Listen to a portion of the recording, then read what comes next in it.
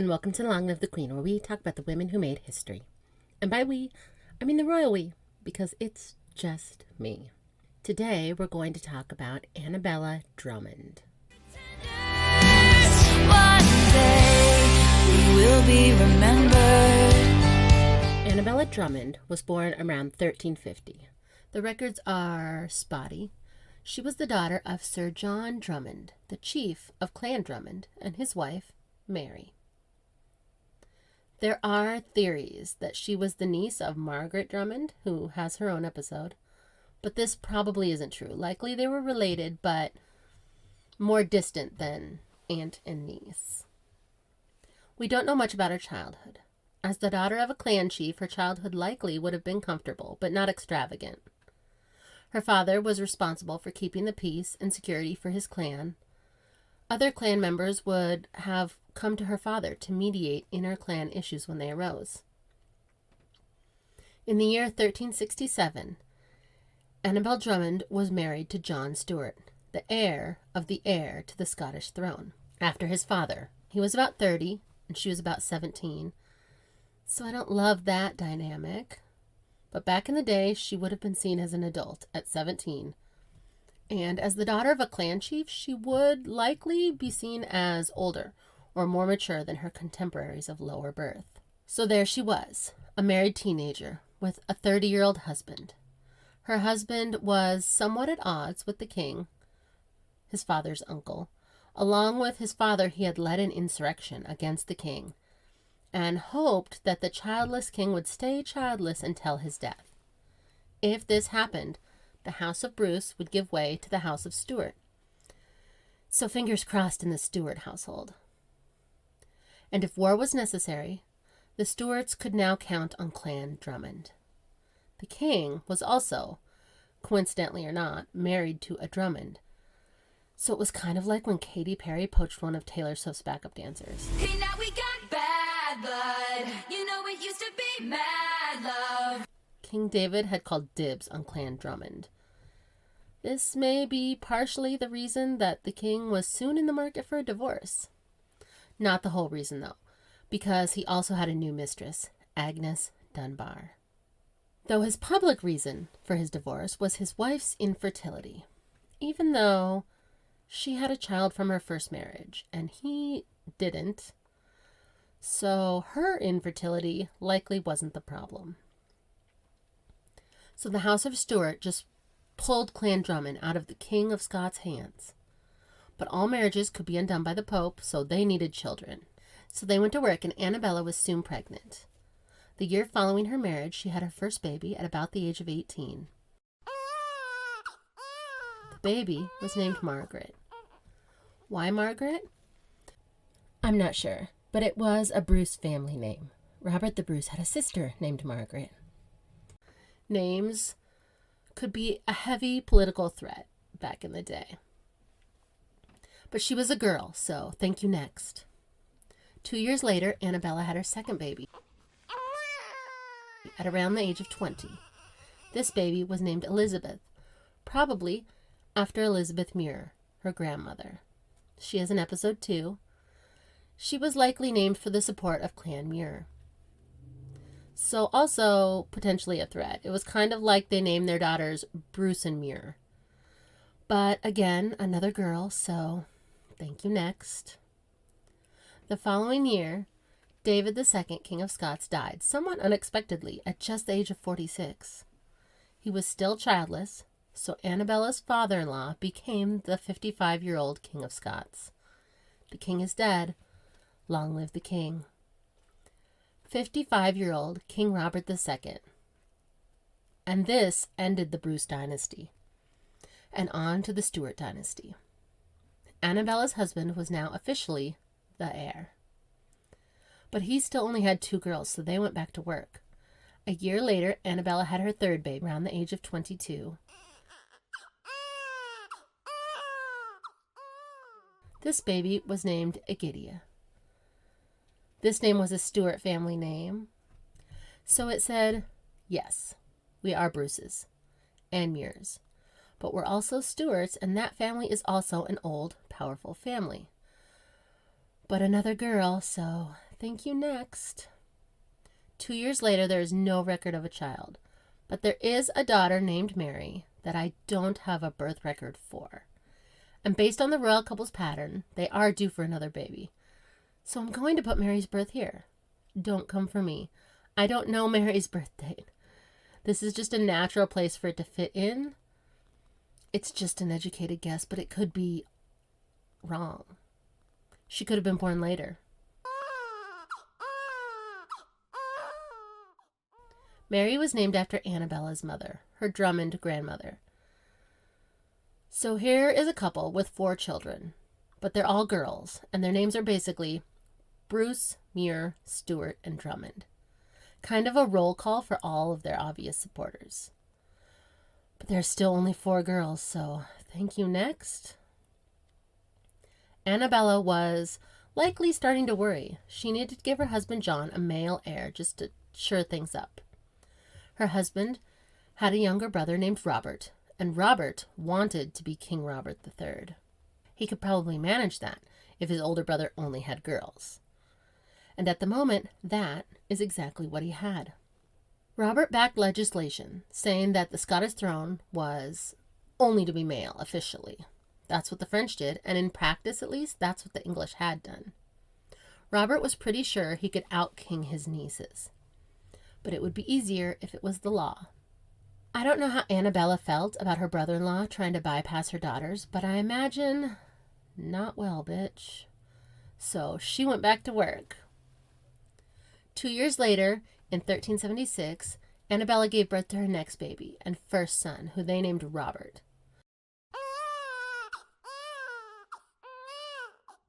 Shots fired. Remember how they basically named their daughters Bruce, Mar, Stuart, and Drummond? This little baby was named after his grandfather, King Robert II, and his great-great-grandfather, King Robert I, Robert the Bruce. This couple, in my opinion, was playing the name game hard. Their kids may as well just have been named We Are the Royal Family. And they had a boy, so tough luck, baby brother Rob. Maybe it wasn't this contentious. Maybe they were just like, Robert, that's a cute name. But I don't know, I don't buy it. I think they were strategically naming their children, and I think it's obvious. So they had their male heir, but also some bad news. Their third daughter, Aegidia, died. I don't know exactly when she died. Probably before the age of 5. But the royal couple still needed a spare, and they seemed to enjoy each other's company because 2 years after Robert was born, Isabella had another baby when she was around 28. She had her second boy named David, probably after his grandfather's uncle, King David II, the childless one. Not because of any affection for him, because that wasn't there, but likely after their affection for David's father and their ancestor, Robert the Bruce. If the name David was good enough for the Bruces, it was good enough for the Stuarts. So an heir and a spare, but not for long, because their oldest son, Robert, also died young, probably before the age of 5. The royal couple had 3 daughters still, Margaret, Elizabeth, and Mary, and a son named David. But it was still tough. Annabella's brother-in-law, Robert, still wanted to be the king, and their son David was the only real thing standing in his way. And her other brother-in-law, Alexander, was busy being the problem of the north. And Annabella's father-in-law was unable to keep that brother-in-law under control. When little David was about 6 years old, things changed. King Robert II was getting older. He was 68. He was 68 in the 14th century. He was having trouble with all his kinging, and it was decided that he needed a regent. Someone had to take control of Prince Alexander. Robert II was still the king, but in name only. His son John was made his regent. Annabella's husband was now running the country. So that had to feel a little more secure. If they chose him to be regent, they would choose him to be king, and his son after him, little David. And just when things started coming up Annabelle, more bad news. Her husband John was in a horseback riding accident. just when things were going to plan, they were derailed. The good news was he didn't die. The bad news was he was also never the same. He had likely gotten a head injury and he couldn't run the country anymore. But Annabella's son was only 6 and she didn't trust her brother-in-law Robert. So she picked up the slack and started running the country through her husband. They were kind of a team, but there is some question about how equal the partnership was. I think she was doing the royal heavy lifting. John was pretty down on himself at this point. He was full on in a depression. Around this time, he's said to have said to his wife that he should be buried in a dung heap with the epitaph, "Here lies the worst of kings and the most miserable of men." So that's sad. On top of that, not only was Annabella's brother-in-law still ruthless and wanting to be King Robert III, and her other brother-in-law, Alexander, was also pretty powerful in the north and kind of in his rebellious phase. The queen couldn't control him, and she didn't have much help dealing with these men from her husband, their brother. In-laws, am I right? In 1287, the King of Scots was still King Robert II, but he was also 71 and had been deemed no longer able to rule. Annabella's husband was the heir with the head injury and the depression. He was technically regent for his father, but also arguably not able to rule either. Annabella was trying to support her husband, but her son was still only 9 and he couldn't be king yet either. That's when her husband was replaced as regent by his brother, Robert. So the king is unable to rule, and the heir is unable to rule, and the next in line was a little boy. Annabella needed more support. And what do we do when we need more support? We marry off our children, like any good name hunter would. So she married her daughter Elizabeth to James Douglas, of Douglas clan fame. Remember Outlaw King? Douglas! She did what she had always done and collected another powerful name. Powerful names and crossed fingers, that is kind of the theme of her life. And 3 years later, she married another daughter off to another Douglas. In 1390, Margaret was married to Archibald Douglas, the next leader of Clan Douglas. But his epitaph may have been Tineman, in English, loser. Giving him the benefit of the doubt, maybe it was his uncle Archibald that was the loser. But it might have been this Archibald. We aren't sure which one. So a Douglas, but potentially the Douglas nicknamed the Loser. The same year they acquired their second Douglas, things changed again. King Robert II died. Who would they make king? The man not fit to rule with a 12-year-old son? Or his brother, the regent, and the guy already running the country? They chose Annabella's husband, the rightful heir. The king is dead. Long live the king. But the king, who's feuding with his brother, who's also his regent, because he can't rule. So, of course, John decided to make peace with his brother. Except no, he didn't. He was savage. Annabella's husband didn't want to be King John II, because King John I was John Balliol, and that didn't end well. So he was going to pick a new name, a stronger name, because that is a monarch's prerogative. What name did he choose? Robert.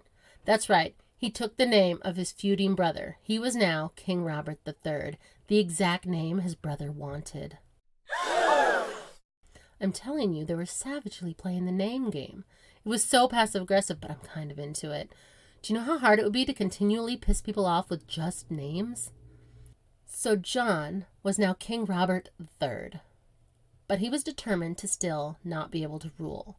So his younger, more savage brother, also named Robert, was his regent. I can't imagine Annabella felt terribly comfortable in this situation.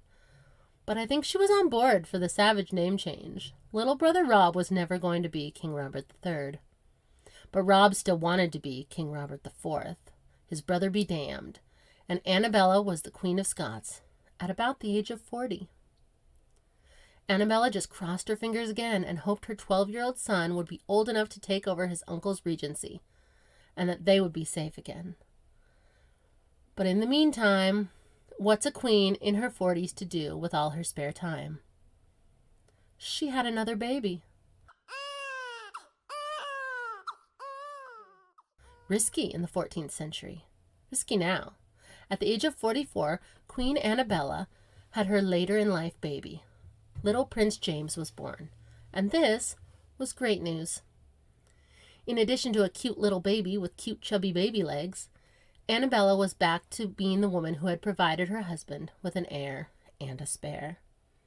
Not to mention a handful of daughters with powerful in-laws. Now there were 2 boys in the way of hopeful Uncle Rob.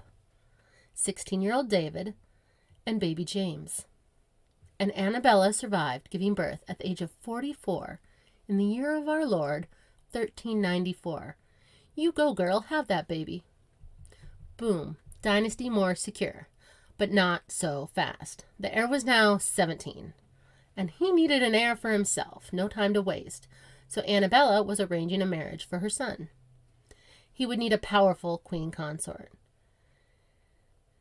His marriage with Elizabeth Dunbar was arranged, the daughter of the Earl of March, one of the most powerful men of the time, rivaled only by the Douglas clan, who her daughters were all married to. It was Annabella's name game all over again. Just collect as many powerful men as possible. That was the move. As usual, they needed to get permission from the Pope because everyone's related. But 17-year-old David didn't want to wait. He wanted to marry Elizabeth now. So they eloped, married without the Pope's permission. But his grandparents had done that, and it had worked out. They had gotten retroactive permission, and David could probably do that too, right? He was the future King of Scots. I don't know what Annabella thought of this elopement, but I'm a mom, so I can guess.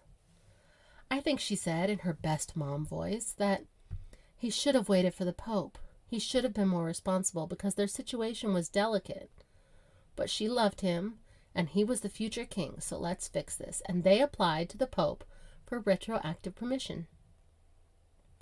My guess is that the bride's family was okay with it. Well, what's done is done. They're married. Let's make it official and make our daughter the future queen. But again, I'm just guessing. Annabella went back to her best Annabellaing and married her last surviving daughter, Mary, to a Douglas.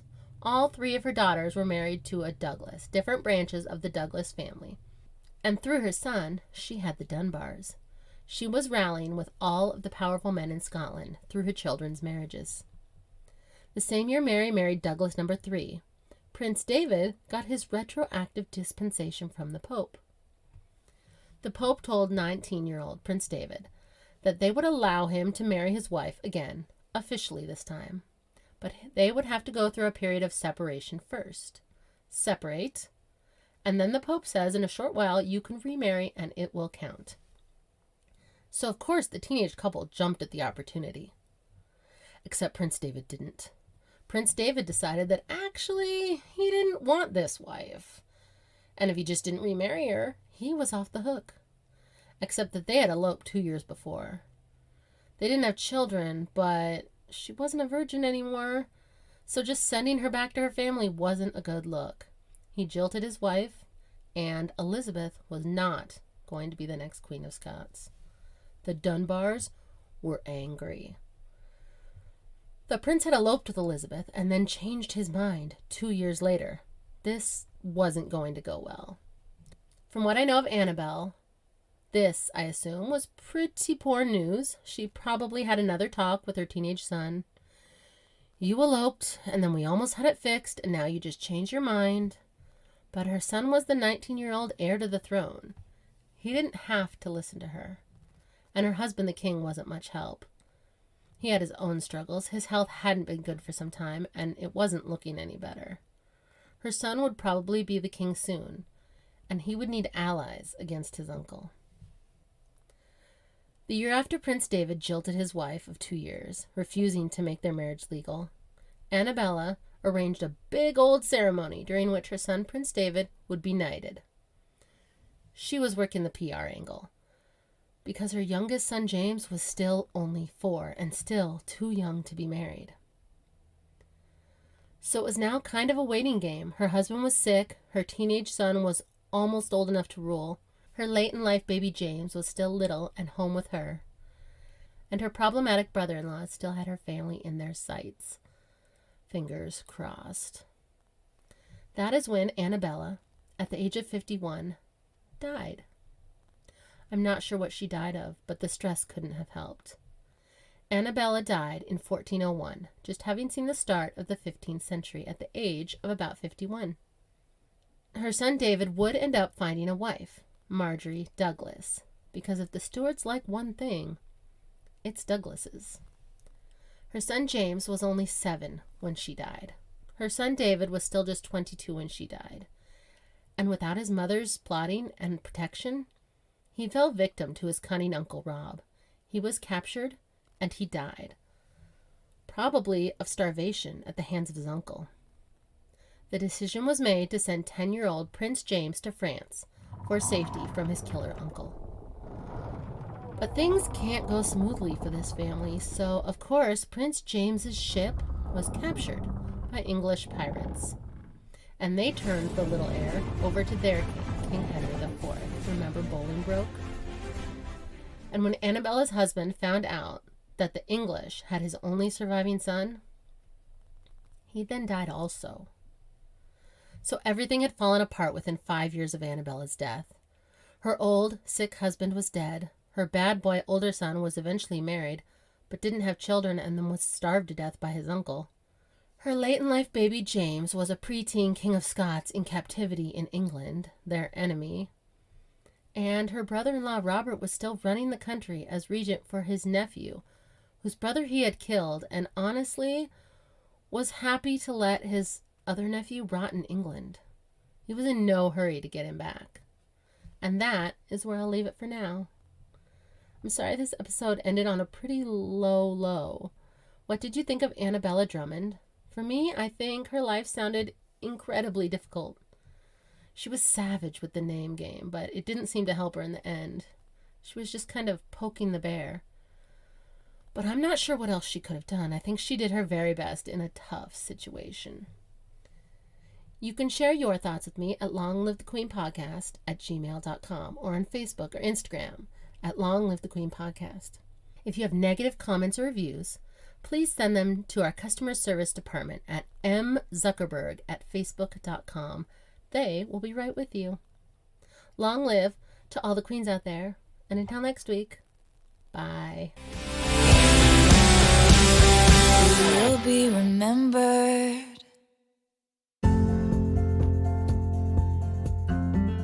Thanks for listening.